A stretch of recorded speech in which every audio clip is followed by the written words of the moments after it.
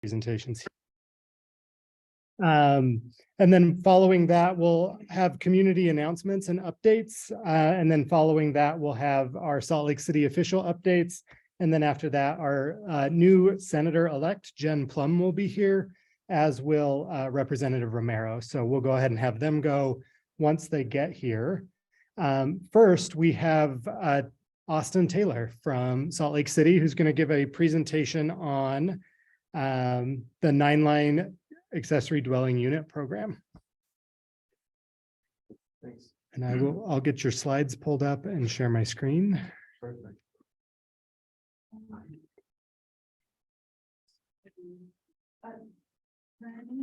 You can go next. Yeah.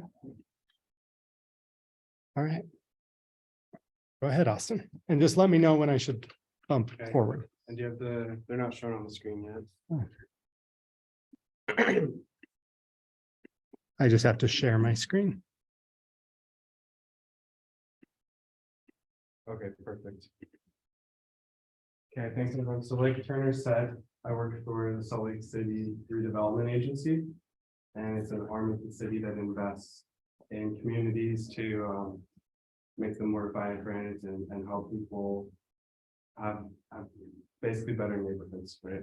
If you're not familiar with the RDA, it was put together during a very different time in Salt Lake City's history, in the late 1960s, when cities were just not wastelands, but turning into wastelands. Everyone wanted to be in the suburbs. And so cities around the US formed redevelopment agencies to attract reinvestment in urban areas.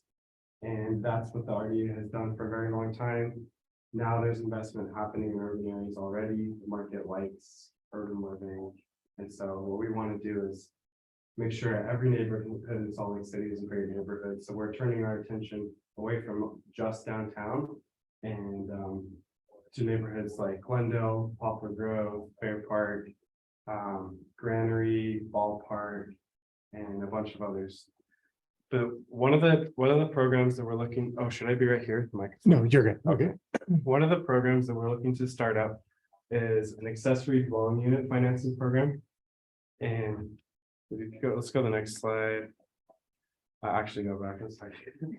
If you are you familiar with the accessory dwelling units? Yeah. That's what they are. So basically a small rental unit on your lot. If you're a single family homeowner, let's say you have a backyard tiny home that you rent, or an apartment inside of your house, maybe in the garage, maybe in your attic, something like that. So we want to help people in what we call our 9-line project area, which has parts of Glendale and parts of Poplar Grove, build ADUs on their lots. And so let's go to the next slide. As we've talked with people and coming up with the idea for this program, the number one thing that's been a barrier to ADU construction, what do you guys think it is? Someone told me this quote. They said blank is currently the biggest hurdle to ADU construction we're facing. What do you think the biggest hurdle is to ADU construction? I would say financing, because that's the beginning of the slide. Yeah. But other than that, zoning. It's like, exactly, you're so right. Financing is the biggest hurdle, and then number 2 is zoning. That's correct. That's what we're hearing out there. And so the planning department is working through a bunch of zoning changes that would make it easier to build ADUs throughout the city. And our role as the RDA is we're going to work together to create a financing program to help people afford to build an ADU. The next one. We already talked about what ADUs are and that they're encouraged in the Westside and throughout the city and the city's master plans. Go next. So one of the problems that we're seeing is this is a map where ADUs are getting permitted in the city. And so you can see a lot of them are getting permitted in districts 5, 7, and 6. This is like Sugar House, East Liberty. And geographically, these neighborhoods are not that different than your neighborhood. These are primarily single family areas. Your guys' neighborhood is also primarily single family. In fact, your lot sizes are larger than a lot of the lots over here. Unfortunately, most of the ADU construction is happening over here and not over here. Let's go to the next slide. Real quick, Yeah. is that line that's cutting through between District 4 and 5, is that 13 south? This is 9th south. I believe. Okay.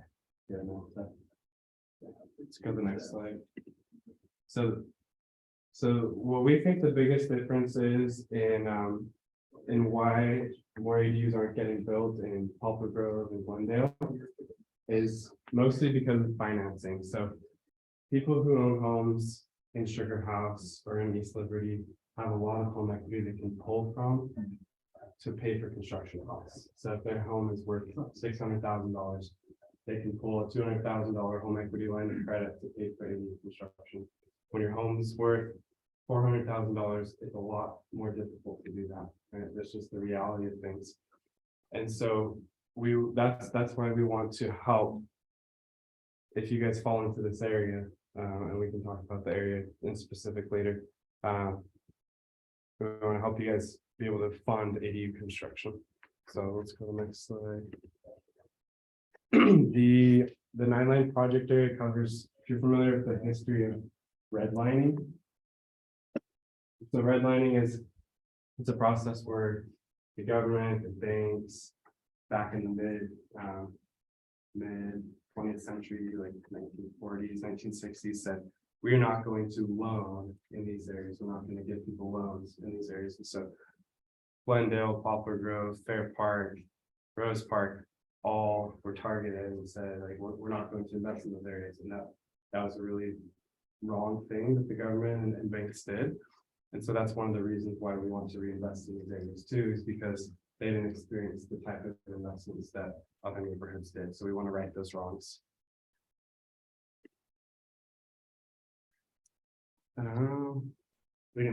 Well, let's talk really quickly about what we're seeing with ADU construction.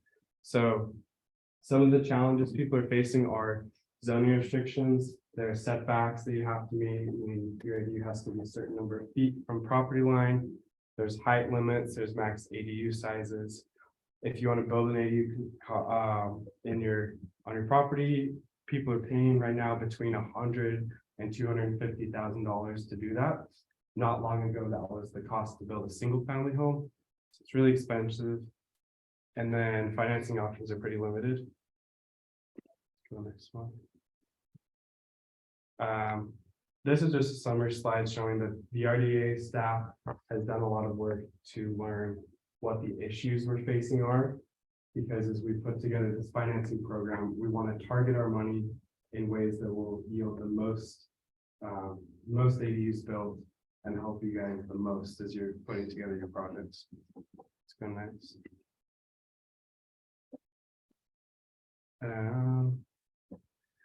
We can skip this.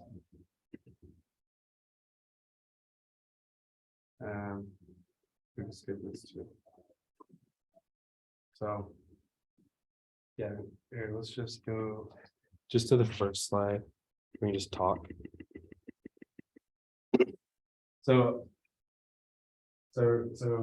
basically where we are in the process as we're putting together our program is we're going to put out an RFP, a request for proposals, and find a partner group through which we can collaborate and provide loans, provide grants to help people in these neighborhoods, Poplar and Glendale, to pay for ADU construction.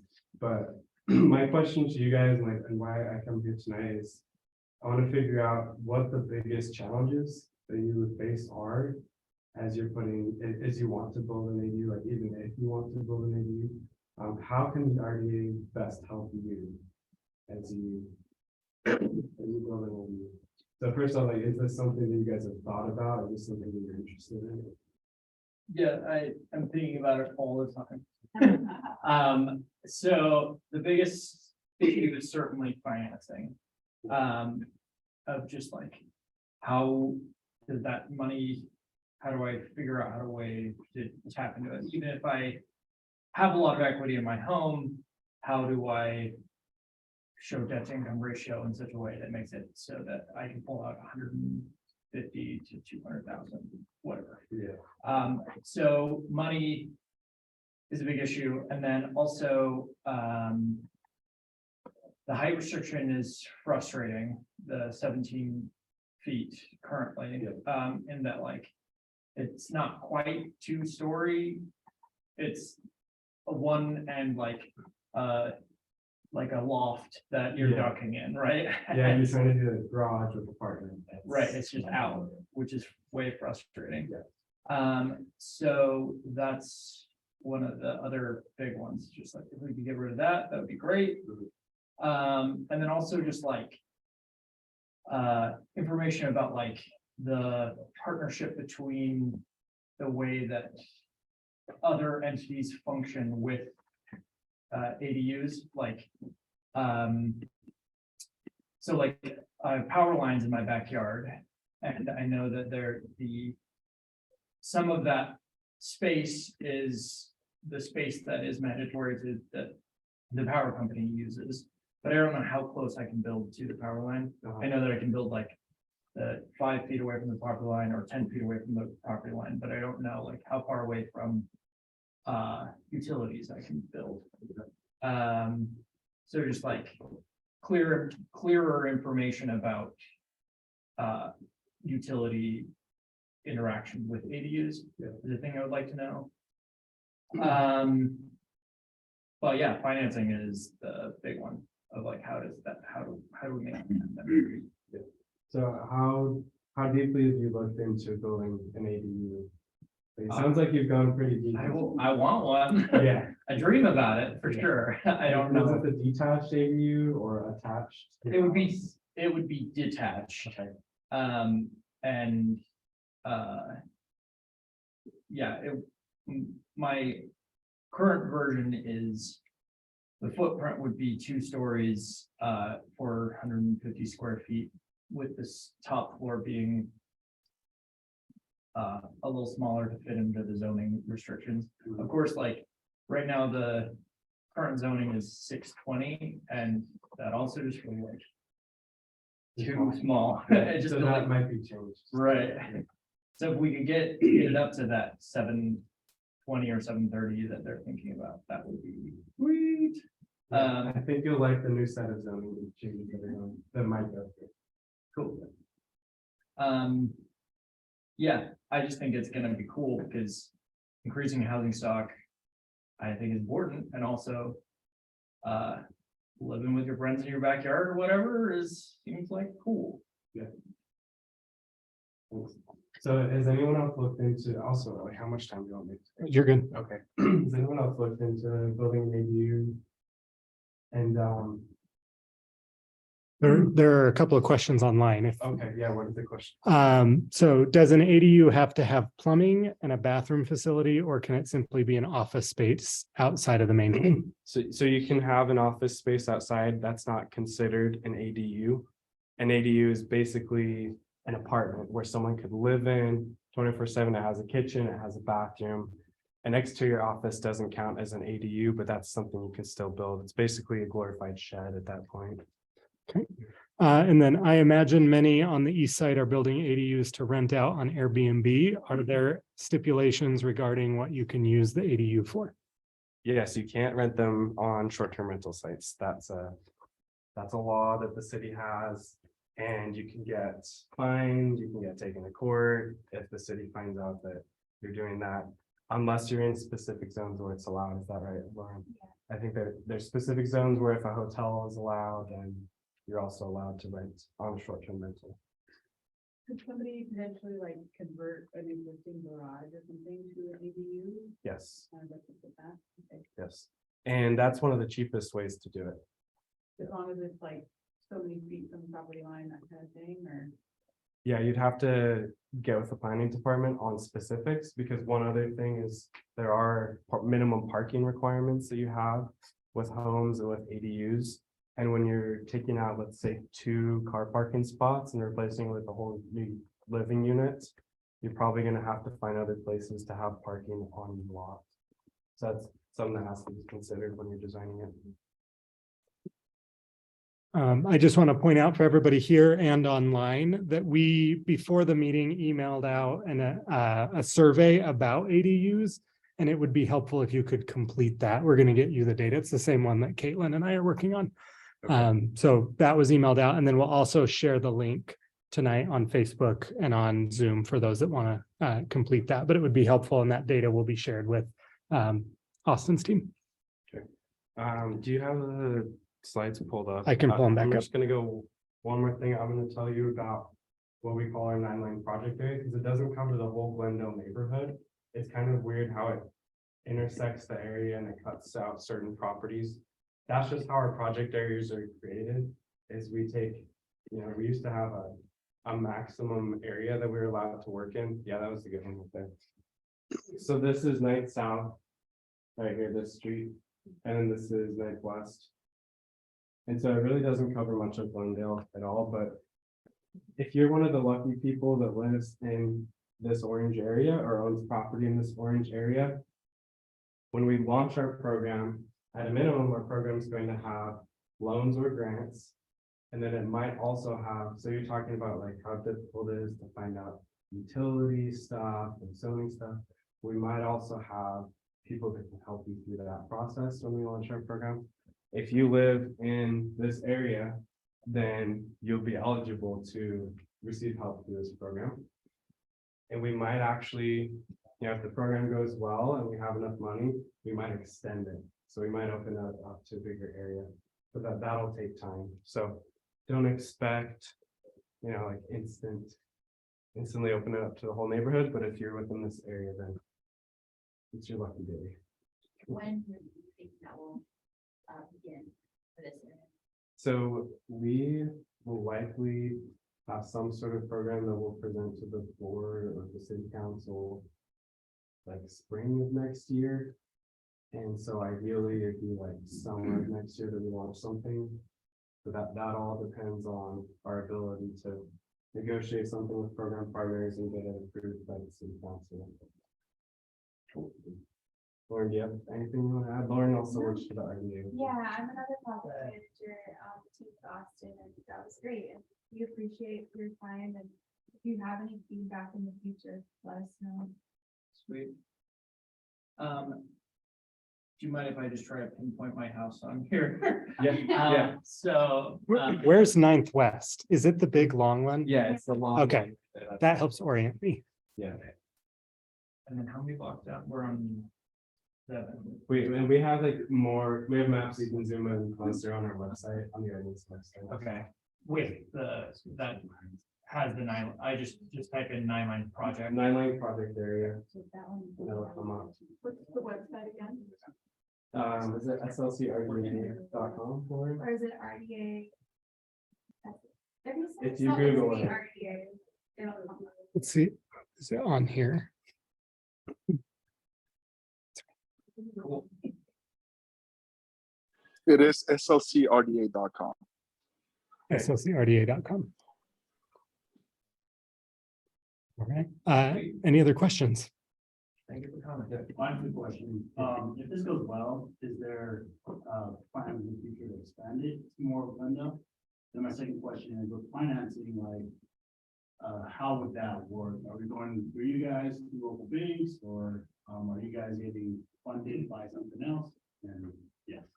Okay, so first question is, if it goes well, will it expand? Hopefully, we hope so.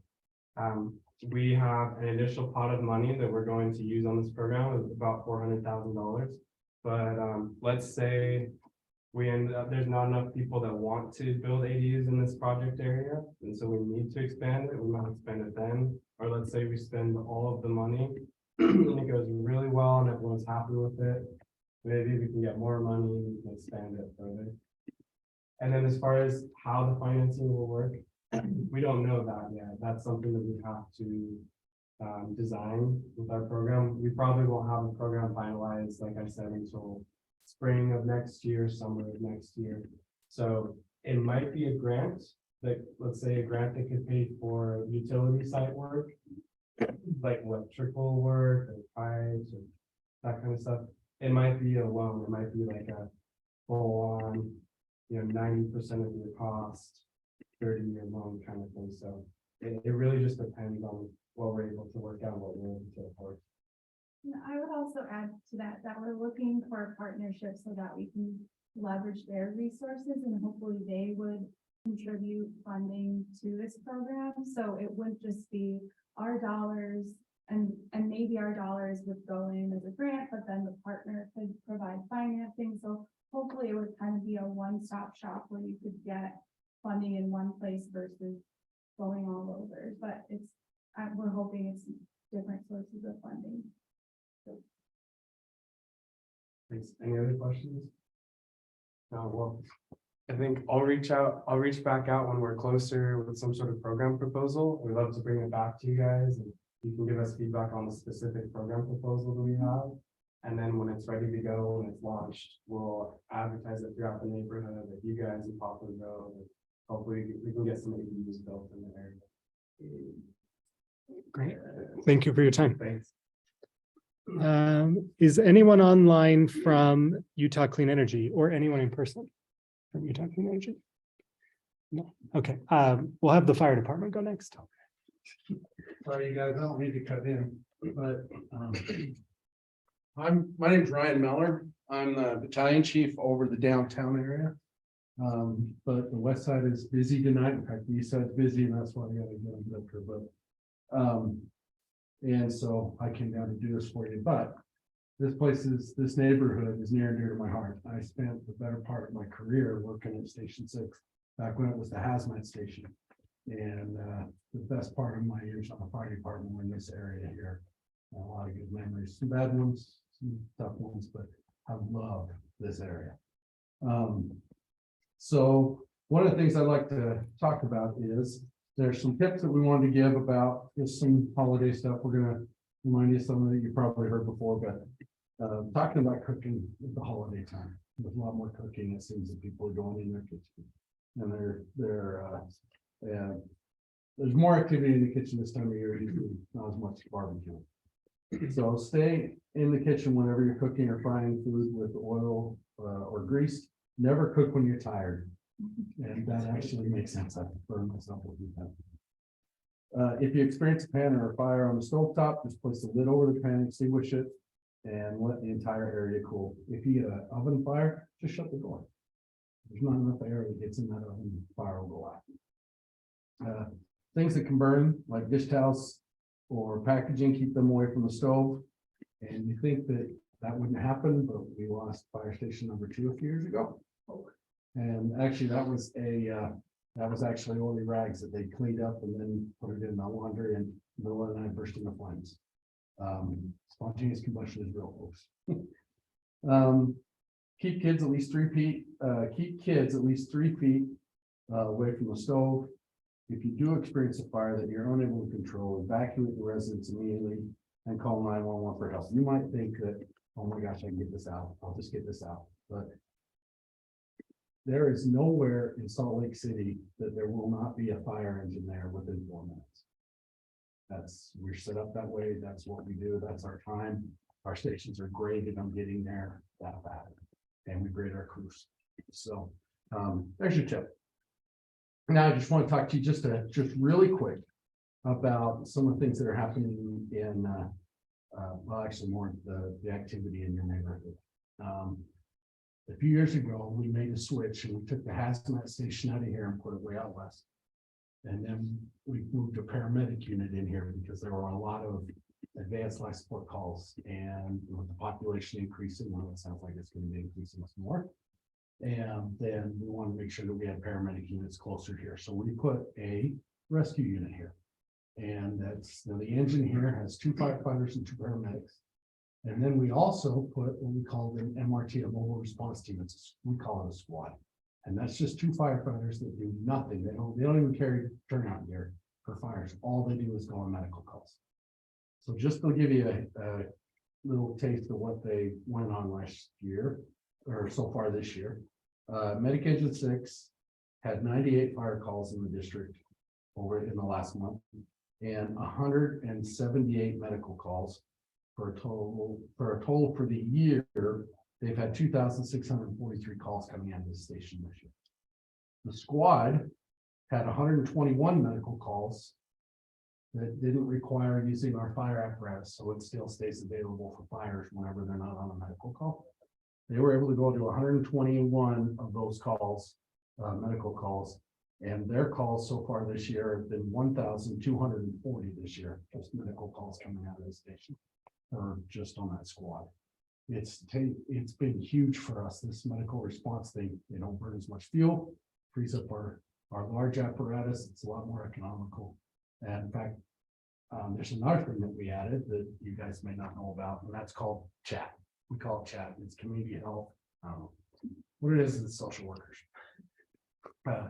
PD started getting into the police department, started getting into the social work thing a few years ago. There's still some resistance on that for PD side. So we found it was actually a pretty good fit for us. And we were wondering what it was going to look like. We hired one person to come in and evaluate it and come up with a program. And all of a sudden it took off. We started attaching them to our squads. So there'll be 2 firefighters and a social worker. And then we have a squad on the east side that's doing it right now. That's the test area. And then we have another chat team that works out of the public safety building, and they can do everything from peak sheet people who need to, are having a psychological problem. They can get people that normally call 911 for as their first line, their healthcare system, right? A lot of people that are down, that's their, if you feel sick, you call 911, and we get people the resources that they need and help with. Some people are just having a psychological problem, and we have people that are trained in that. And it's been really good. In fact, the police department started calling ours. So we think that's going to be bigger. We'll have, I suspect in the next few years, you're going to see more of those. In fact, we'll probably have one station over here before too long. We just got to get the staff to do it right now. There's more calls now than of all the departments I've ever seen the fire department roll out. This one, I think, was the best prepared and exceeded expectations. People usually have high hopes and then it doesn't quite measure up that way. This one's worked better than we ever thought it was. So, and it's, yeah, anyway, so it's saving people money, it's saving the healthcare system for people that actually need it, for emergency healthcare. And it's getting people who actually need resources who can't necessarily get them, getting them the help they need. And so really, in a sense, it's kind of what we do, you know, so. Do you guys have any questions? But thank you. No, no problem at all. And yeah, have a good day. Thanks. Thank you for being here. Next, we're going to go to Councilmember Puy. Hello. I just wanted to give you guys an update about a few things and a few things that we're working on. The North Temple police station is going to happen very soon to work on that North Temple area and some of the issues that are happening in the North Temple. As you probably everybody knows, the council is working, the city council is working closely now with the county council. And it's a relationship that surprisingly didn't happen before. So we are meeting with the county council members and with the mayor a lot, with the county mayor, to talk about mental health and substance abuse and all these issues relating to the issues that we see in our district, and to try to encourage the county to keep on pushing on this and doing more on this, since it's their statutory duty to work on those issues.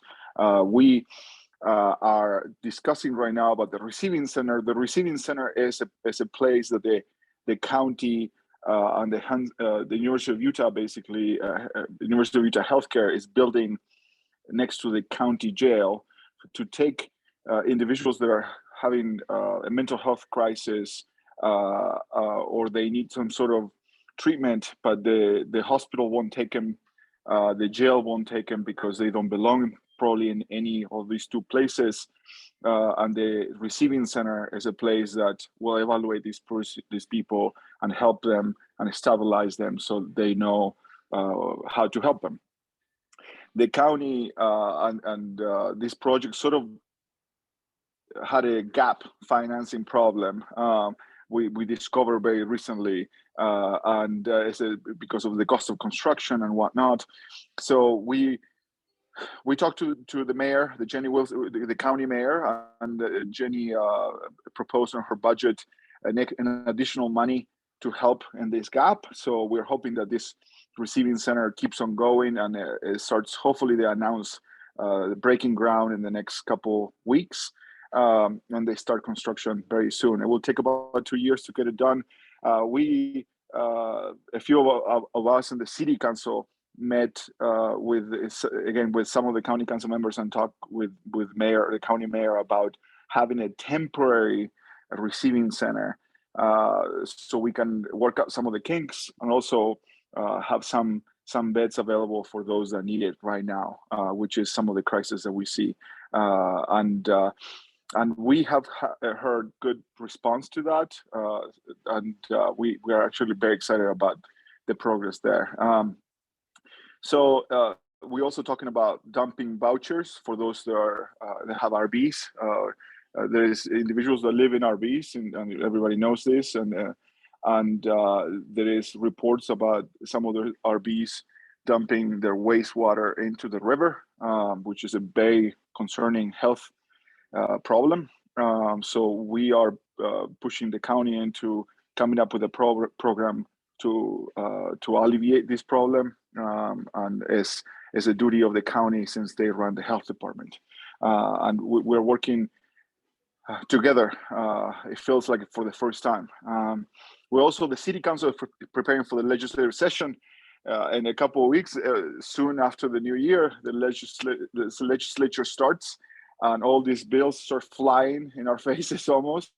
So we're preparing a strategy and working together with the legislators, our delegation, and with other legislators. They don't represent Salt Lake City, and building relationships on that to get some things done for Salt Lake City. Another update I wanted to give you is Home Depot. I know I mentioned Home Depot a few times. Home Depot finished Jackson Park in District 2. Finish donating the labor and the materials to redo a pergola that wasn't done for 20 years, to repaint all the structures there, and mulch and all the other amenities in that park. And Home Depot is willing to help more. We have a commitment from them to help with international peace gardens, and they're going to do it in stages because it's a large project, and the employees of Home Depot donate their time, and Home Depot organizes these volunteer efforts and donates the materials, and they're going to be probably doing it country by country, and it's very exciting because it's free labor, it's free materials, it's exciting for them, and their employees are very happy to work in this area. So if you want to, we're going to be posting the dates when this happens. There is obviously some red tape that needs to be figured out with the administration and whatnot. But if you want to just show up and help, or just thank them, that will be fantastic. I also wanted to mention the Love Your Block grant. Soon the applications will be open. So these are grants for projects that you want to see in your community. There are mini grants. There is money donated by the Bloomberg Foundation. Salt Lake City got a chunk of this money, and so it could be anything. It's basically to remove and improve with issues related to blight.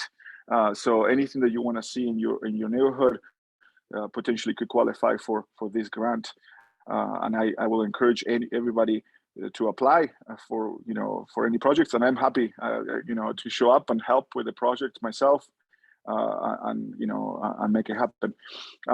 As you probably know, the General Obligation Parks and Open Space Grant passed the vote of Salt Lake City residents. So that means that the Glendale Regional Park is going to be a reality. That's very exciting. The improvements on the Jordan River are going to be a reality because of this money, and so that is so very encouraging that the residents across the city voted for this.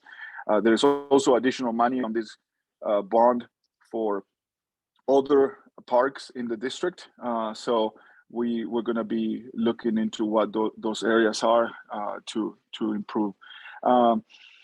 Then I just wanted to mention also that I'm personally involved and advocating for something that many residents brought up to me, which is the Glendale High School, a potential Glendale High School and the school district. It's not the city council, but it's the school districts. It's a different elected body who decides what to do with the funds related to schools. They are planning to expand older high schools. And in our area, Glendale, and the west side of Salt Lake City basically buses over 1,000 students to East Side schools. And many in our district believe that that shouldn't be a thing, that we're busing our students to East Side schools when we have plenty of students to have our own high school. So that's something that we are talking to the school board. I mean, I'm talking to them as an individual, because I hear a lot about this.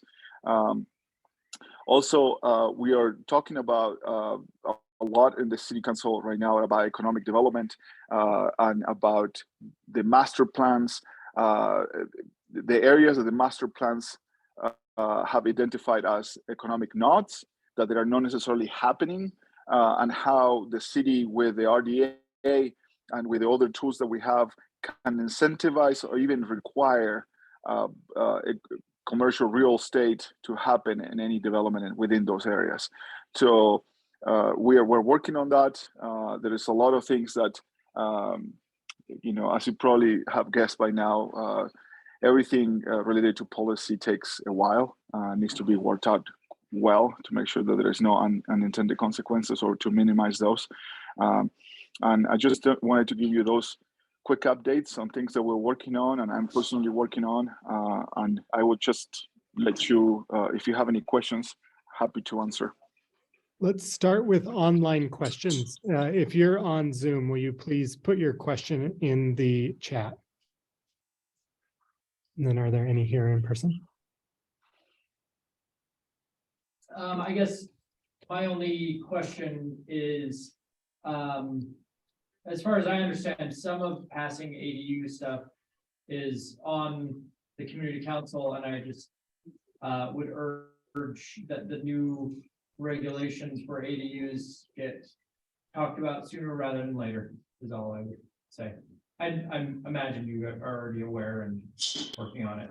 So let me say that it was one of my main priorities from day one. I have some work that I do for my full-time job in Denver, and Denver has done an incredible work on this to create a micro loan program for ADUs.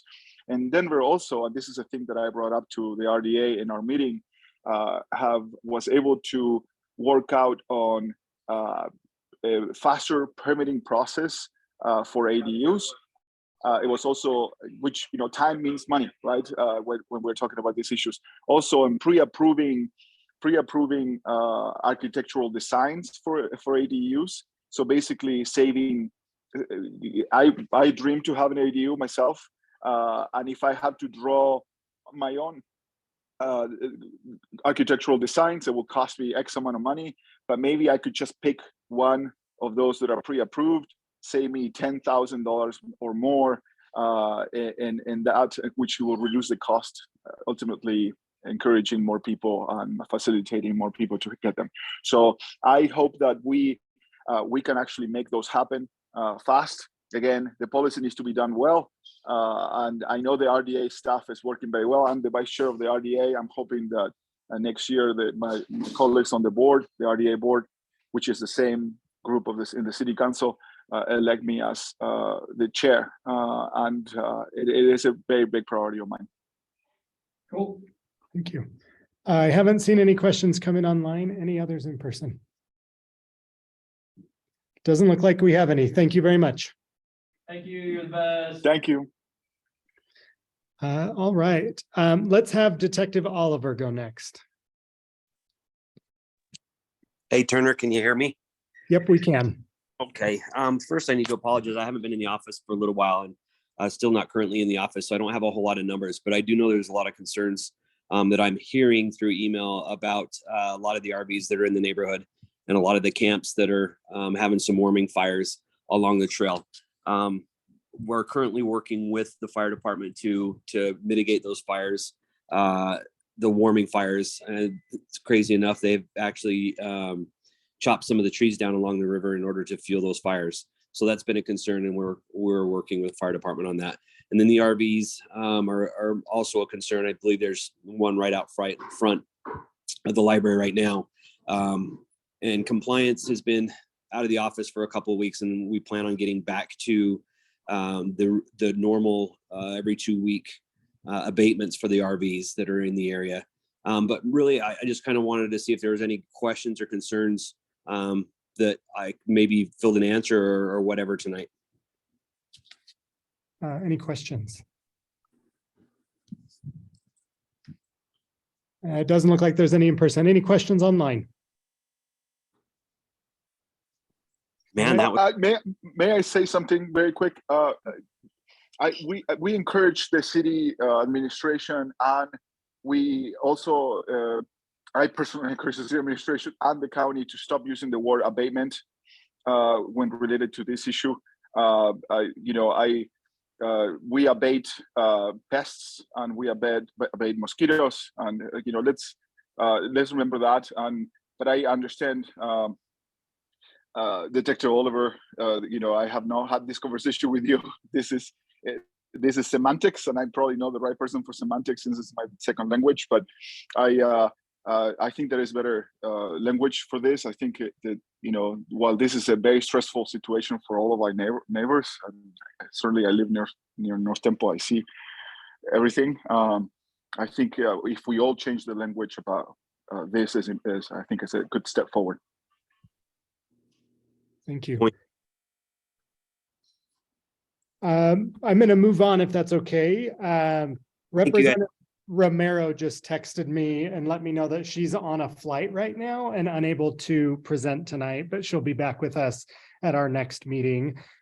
She did ask me to share a flyer for the Breathe Clean Festival, which is coming up on Saturday, and I will share that. So it's Saturday from 10 to 1 here at the library, basically just talking about clean air and a variety of different things. So this flyer was included in our newsletter for this event, and we'll also post it on social media, and I can upload it to the Zoom. With that, we also have our new state senator, Jen Plum, with us. Jen, if you want to join us. Hi there, all.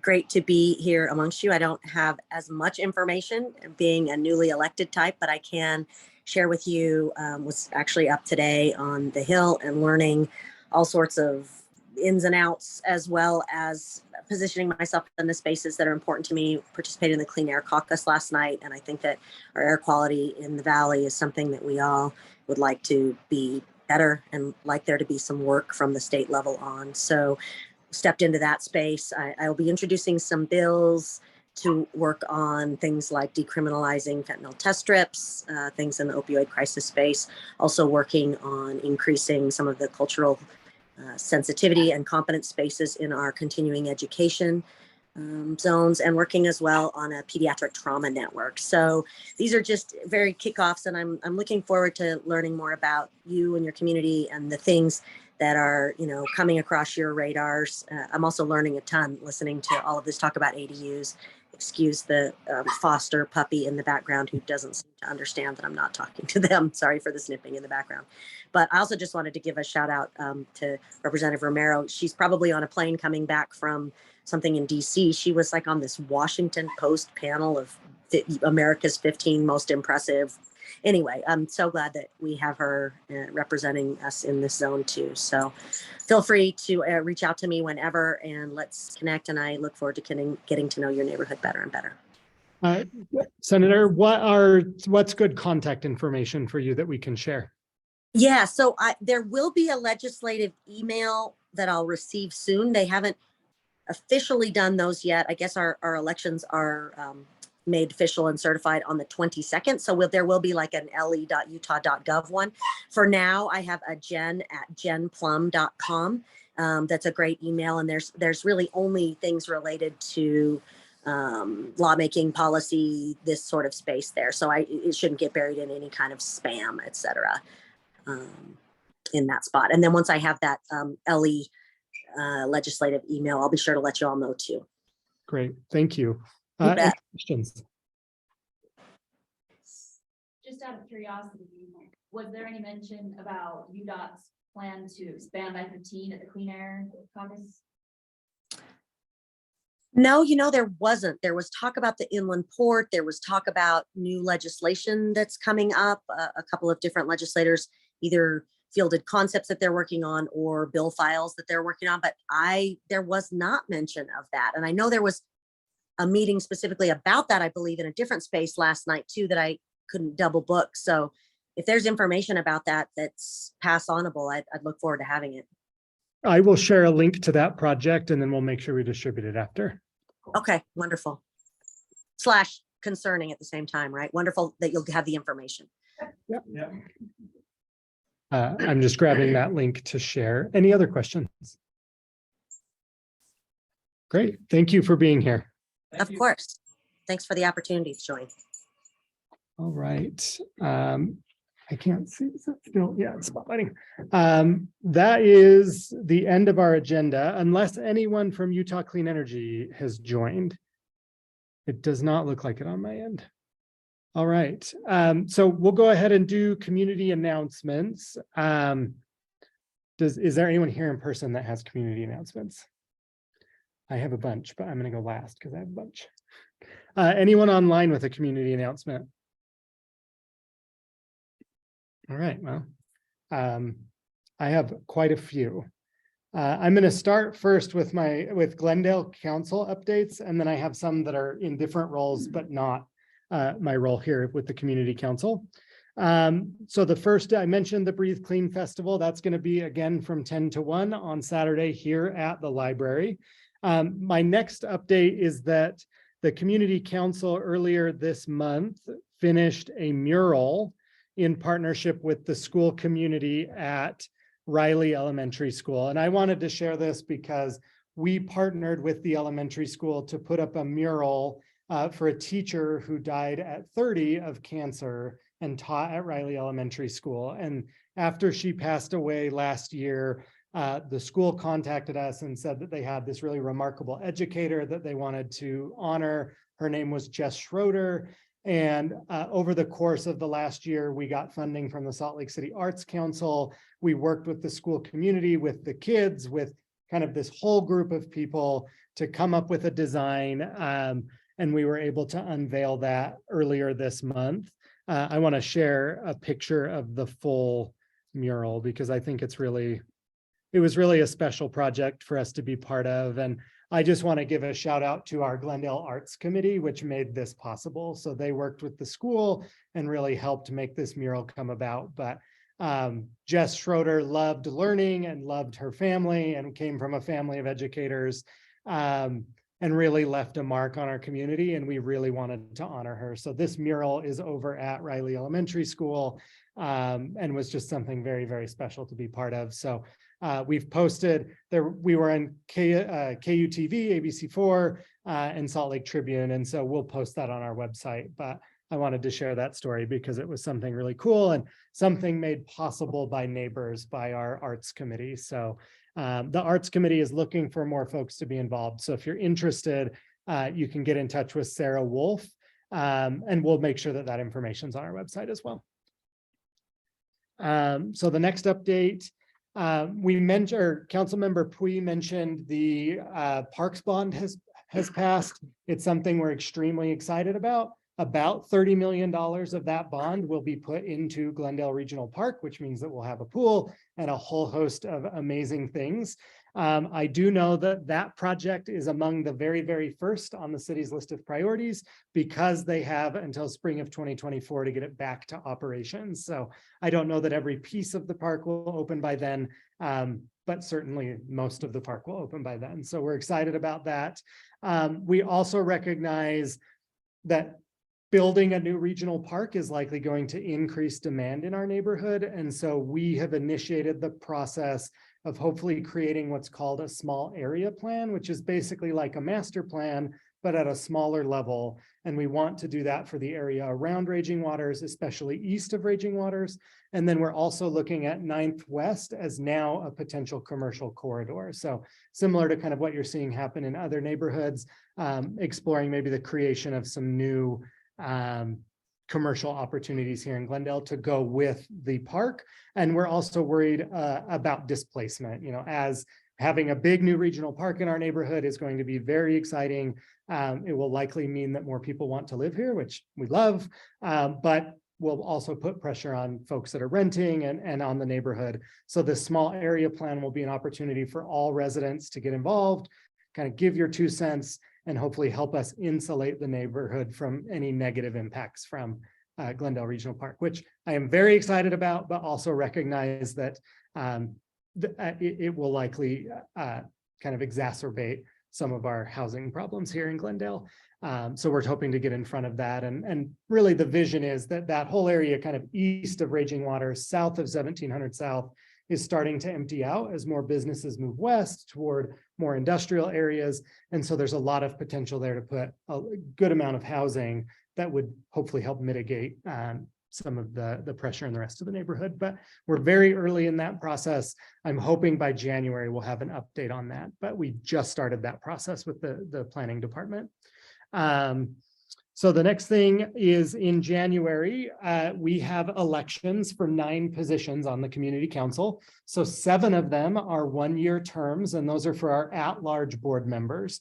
So basically our board members serve on different committees and help with different projects. We've got Glendale Arts Committee, we've got Keep Glendale Beautiful, which does the neighborhood cleanups.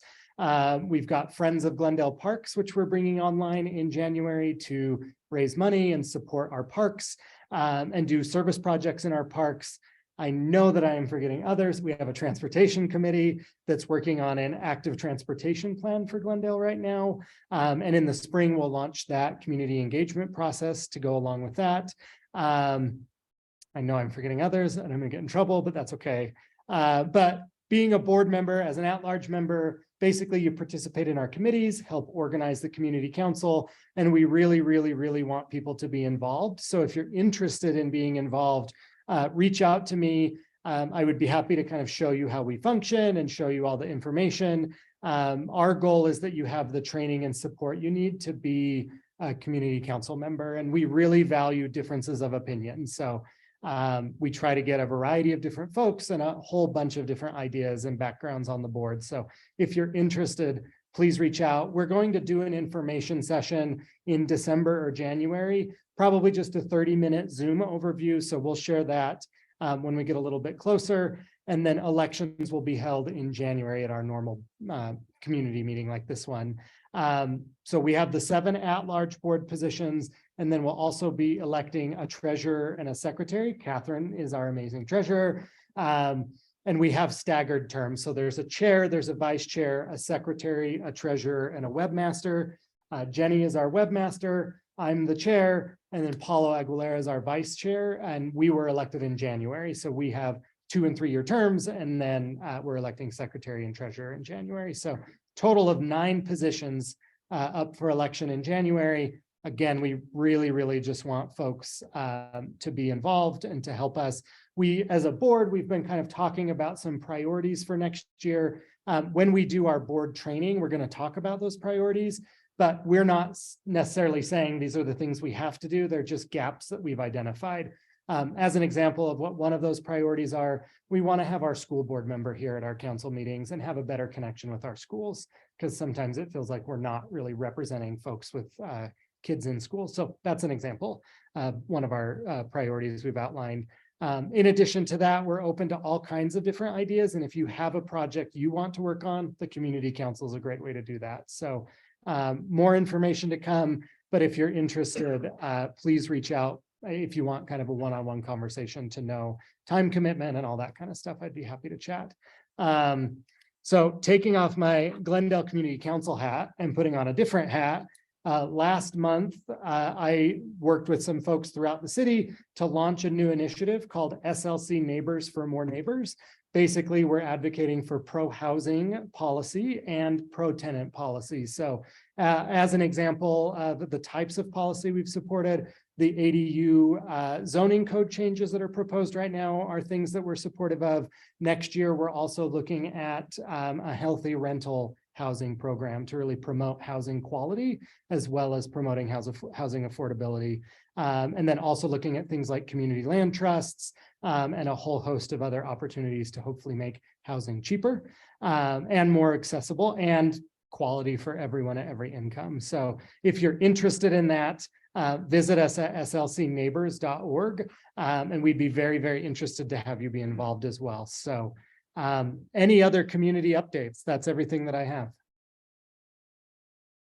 Thank you to our presenters. Thank you for being here. And thanks to everybody who tuned in online and everybody who's here in person. We appreciate it. Everybody have a good night. Thank you.